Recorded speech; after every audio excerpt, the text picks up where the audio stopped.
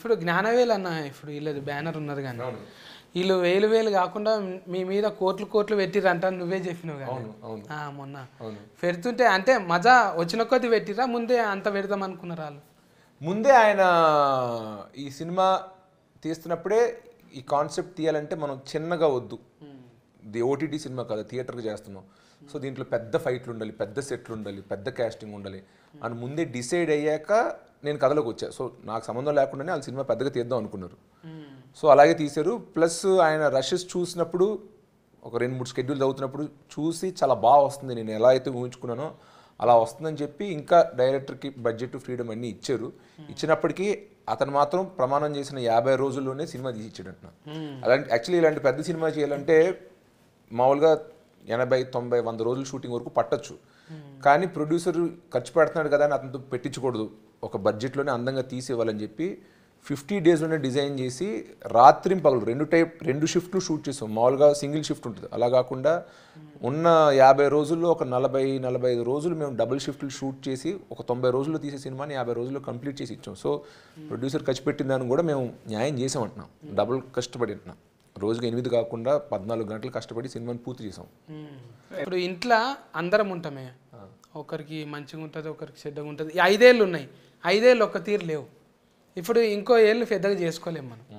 అట్లా ఎప్పుడన్నా అన్న దగ్గర కోతవాను, అన్న నా సినిమా నువ్వు హైలైటింగ్ చేయాలంటావా?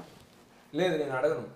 జనరల్గా నా సినిమాలు అన్నింటిలో ఒక సినిమాకే ఆడియో ఫంక్షన్కి వచ్చాడు, ఒక క్షణం అనే సినిమాకి. బట్ నా సినిమా నువ్వు ప్రమోట్ చేయి, నా సినిమా గురించి నువ్వు ట్వీట్ చేయి ఇన్స్టాగ్రామ్లో. ఇప్పటివరకు ఈ సినిమా ట్రైలర్ కూడా మా అన్న ట్వీట్ చేయలేదు, దాని ముందు సినిమా ఏ సినిమా ఎప్పుడు చేయలేదు.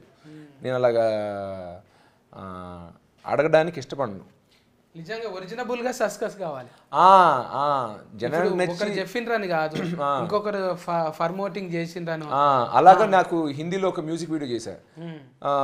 అప్పుడు అడుగుదాం అనుకున్నా, సరే వేరే రాష్ట్రానికి వెళ్తున్నాం కదా అడుగుదాం అనుకుని, వద్దు మళ్ళీ తనని ఏదో ప్రమోట్ చేసి పుష్ చేసినట్టు ఉంటుంది, ఆ ఫీలింగ్ ఆడియన్స్కి మనం కలిగించుద్ది.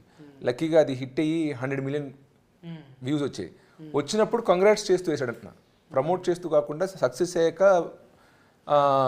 తన కంగ్రాచులేట్ చేయడానికి వచ్చాడు. పోయిన సినిమా ఊర్వశి రాక్షసు కూడా ప్రమోట్ చేయడానికి ఆయన పిలవాల, ప్రీ రిలీజ్ ఫంక్షన్ కానీ ఇంటర్వ్యూస్ కానీ.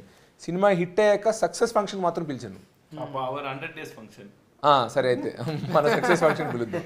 సో ప్రమోట్ చేయమని ఎప్పుడు నేను మా అన్నయ్యని నాకు అడగడం మొహమాటమే కాదు కానీ నాకు ఎందుకో పాలసీలో పెట్టుకున్నా, వద్దు అడగదు. నిజమన్నా, అది ప్రతి ఒక్క అన్నదమ్ములకు ఉంటుంది, అది ఉంటుంది. కొంతమంది ఏంటంటే జర మబ్బుగాళ్ళు ఉంటే ఏం చేస్తారంటే ఇక చూసుకుంటారు తీ, మా అన్న మా నాయన చూసుకుంటారు తీ. నాకు అట్లా అనిపిస్తలే, మిమ్మల్ని చూస్తే గెలిచేదాకా అన్నారు చూడు, గెలిచేదాకా నువ్వే కొట్లాడాలి, అది శబాష్.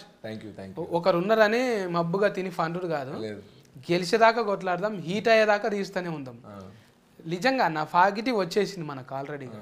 చూస్తుంటే అన్న తిఫలవాడు చూస్తే అంతకుముందు 100 సినిమా నాన్న, 100 నిజంగా మీరు 100 లేకనే 100 సినిమాలు తీయాలి. 100 సినిమాలు తీయాలి. మన అల్లుడి సిరీస్ అన్నకు ఆల్ టైమ్ రికార్డ్స్ రావాలి. ఇంకా బదర్వాజా ఎప్పుడు ఓపెనింగే ఉండాలి. ఇంకా మా ఆలి అన్న అసొంటివి ఎన్నో తయారు చేయాలి. ఏంటి దీనికి కాటర్ వెళ్ళా కాదు, ఇది జంబల్ హాట్, జంబల్ హాట్ అసొంటివి మంచిగా రావాలి.